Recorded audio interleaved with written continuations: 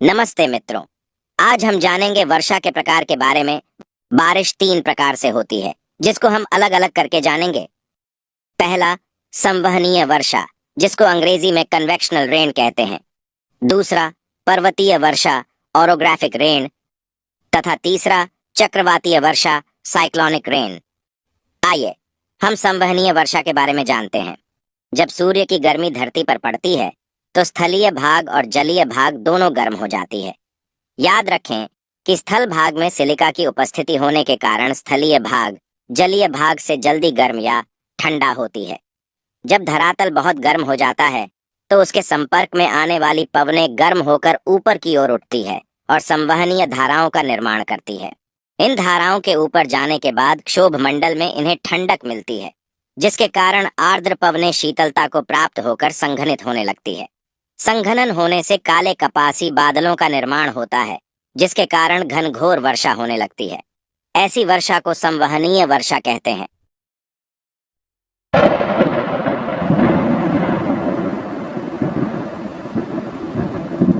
संवहनीय वर्षा ज्यादातर कर्क रेखा से मकर रेखा के बीच होती है।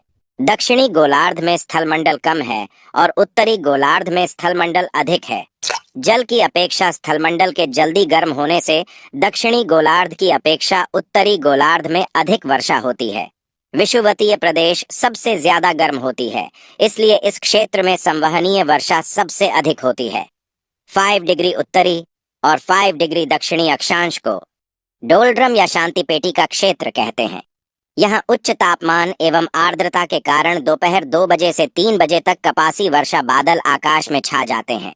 कुछ क्षणों की मूसलाधार वर्षा के बाद 4 बजे शाम तक वर्षा रुक जाती है। विषुवतीय प्रदेश में नियमित रूप से प्रतिदिन होता है, परंतु मरुस्थलीय प्रदेश में अनियमित रूप से वर्षा होती है। क्या आपने कभी यह नोटिस किया कि जिस दिन प्रातः या दोपहर अधिक गर्मी पड़ती है उस दिन शाम तक बारिश हो जाती है? यह संवहनीय वर्षा का ही परिणाम है। आगे जो दूसरी प्रकार का वर्षा है उसे पर्वतीय वर्षा कहते हैं। अंग्रेजी में इसे ओरोग्राफिक रेन कहते हैं। जब झील, नदी या समुद्र में सूर्य की ऊष्मा पड़ती है तो जल वाष्पीकृत होकर ऊपर को उठती है तथा संघनित होकर बादलों का निर्माण करती है। जब यह बादल चलता है तो मार्ग में पर्वत आदि अवरोधक सतह के टकराव से ऊपर उठने लगता है। ऊंचाई में ठंडक मिलने पर बादलों में उपस्थित जलवाष्प पुनः पानी बनने लगते हैं। पानी के छोटे छोटे बूंदें आपस में मिलकर बड़ी बूंदों का निर्माण कर लेती है। ज्यादा ठंडक के कारण यह बूंदें बर्फ के क्रिस्टल बना लेती हैं। बड़ी बूंदें और बर्फ के क्रिस्टल में घनत्व अधिक होने से भारी होकर यह नीचे गिरने लगती है, जिसे हम वर्षा कहते हैं। बर्फ के क्रिस्टल जब नीचे गिरती है तो रास्ते में ही थोड़ी गर्मी मिलने पर पानी बन जाते हैं। ऐसा कभी कभी ना होने पर हिमवृष्टि भी हो जाती है।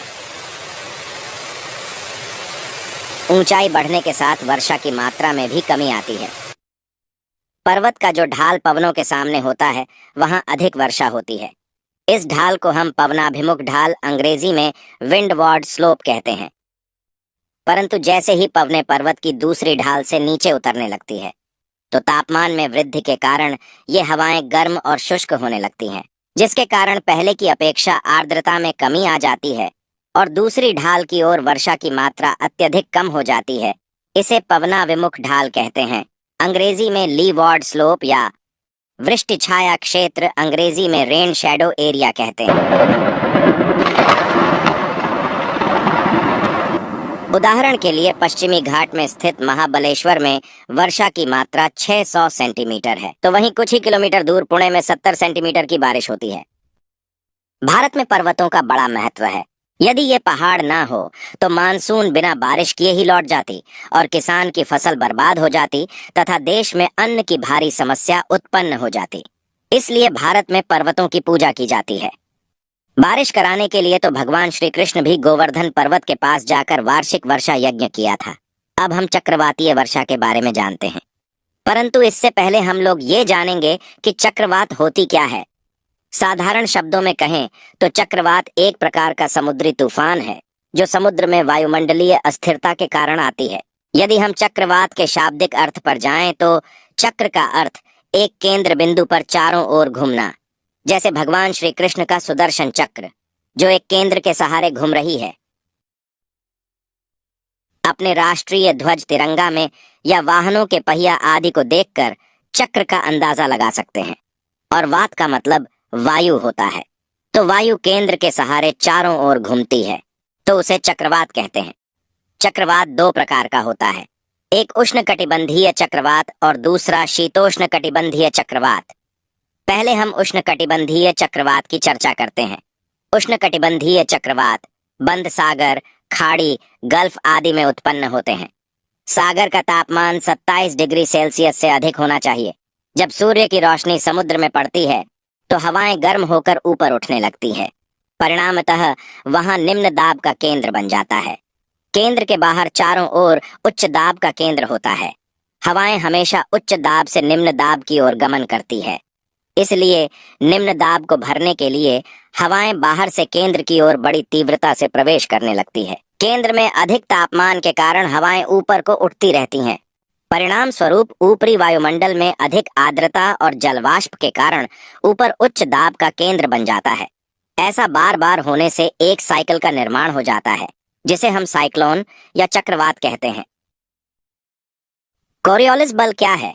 कोरियोलिस बल एक प्रकार का आभासी बल है जो हमेशा गतिमान वस्तु पर लगती है।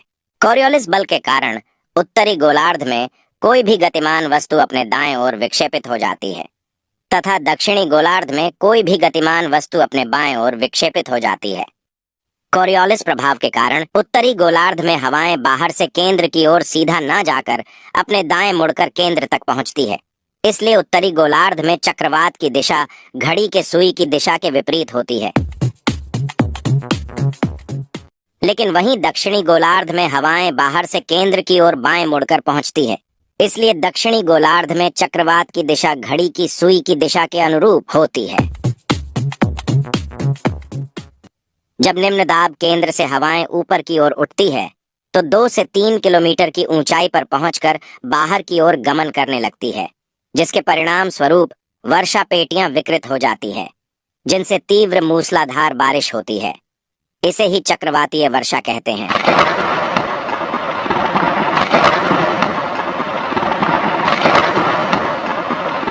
जब चक्रवात तीव्र वेग से स्थलीय भाग में प्रवेश करता है तो जल का संबंध छूटने से धीरे धीरे केंद्रीय निम्न वायुदाब समाप्त हो जाता है और पवनों का वेग मंद पड़ जाता है। इसी के साथ उष्णकटिबंधीय चक्रवात की समाप्ति हो जाती है। अब हम जानेंगे शीतोष्ण कटिबंधीय चक्रवात में कैसे वर्षा होती है। शीतोष्ण कटिबंधीय चक्रवात 35 डिग्री अक्षांश से 65 डिग्री अक्षांश के बीच दोनों गोलार्धों में आते हैं। जब शीतोष्ण कटिबंधीय क्षेत्र में ध्रुवीय प्रदेश से ठंडी और शुष्क वायु तथा उपोष्ण कटिबंधीय प्रदेश से गर्म और आर्द्र वायु आपस में मिलना चाहते हैं तो विपरीत स्वभाव के कारण मिल नहीं पाते हैं, तो उनके मध्य एक संक्रमण क्षेत्र का निर्माण हो जाता है जिसे हम वाताग्र कहते हैं। परंतु जब शीत वायु राशि वाताग्र के सहारे बलात् गर्म वायु राशि के क्षेत्र में प्रवेश कर जाती है तो शीत वाताग्र का जन्म हो जाता है। शीत वाताग्र गर्म वायु को ऊपर उठा देती है, जिसके कारण गर्म वायु संघनित होकर क्यूम्युलोनिम्बस बादल का निर्माण करती है, जिससे बिजली कड़क के साथ तीव्र मूसलाधार वर्षा होती है। वर्षा की मात्रा अधिक होती है लेकिन उसका क्षेत्र कम होता है। यह हमेशा पश्चिम दिशा की ओर होती है। वहीं दूसरी ओर जब गर्म वायु राशि वाताग्र के सहारे शीत वायु राशि के क्षेत्र में प्रवेश कर जाती है तो उष्ण वाताग्र का जन्म होता है। उष्ण वाताग्र की ढाल अत्यंत मंद होने से ऊपर उठती गर्म वायु राशि विस्तृत क्षेत्र में फैलकर बादलों का निर्माण कर लेती है। परिणाम स्वरूप 5 से 10 दिन तक बारिश होती है। वर्षा की मात्रा कम होती है परंतु बड़े क्षेत्र में फुहारे जैसी वर्षा होती है। यह हमेशा पूर्व दिशा में होती है। शीतोष्ण कटिबंधीय चक्रवात वर्ष भर उत्पन्न होते रहते हैं। शीतकाल में इस चक्रवात की संख्या एवं तीव्रता दोनों में वृद्धि होती है। इस चक्रवात में पवन की सामान्य गति औसतन 32 किलोमीटर प्रति घंटा होती है, परंतु शीत ऋतु में इसकी गति 48 किलोमीटर प्रति घंटा तक हो जाती है। यह चक्रवात अत्यंत विशाल होते हैं तथा इनका क्षेत्रफल 10,000 से 1 लाख वर्ग किलोमीटर तक हो सकती है। शीतोष्ण कटिबंधीय चक्रवात पछुआ पवनों के प्रभाव में आकर पश्चिम से पूरब दिशा की ओर गमन करती है। जब उष्ण वायु राशि का संबंध अपने उद्गम क्षेत्र से पूर्णतः समाप्त हो जाता है, जिसके कारण वाताग्र का अंत हो जाता है, इसी के साथ शीतोष्ण कटिबंधीय चक्रवात का भी अंत हो जाता है। तो आज हमने जाना उष्ण कटिबंधीय चक्रवात तथा शीतोष्ण कटिबंध चक्रवात के बारे में, तथा उससे वर्षा कैसे होती है हमने यह भी जाना। और इससे जुड़ी आप क्या जानना चाहते हैं, कमेंट में लिखकर हमें बताइए तथा इस वीडियो को ज्यादा से ज्यादा लाइक और शेयर कीजिए। चैनल पर नए हो तो चैनल को सब्सक्राइब करके बेल आइकन को दबा दीजिए। फिर मिलते हैं किसी अगले वीडियो में। धन्यवाद।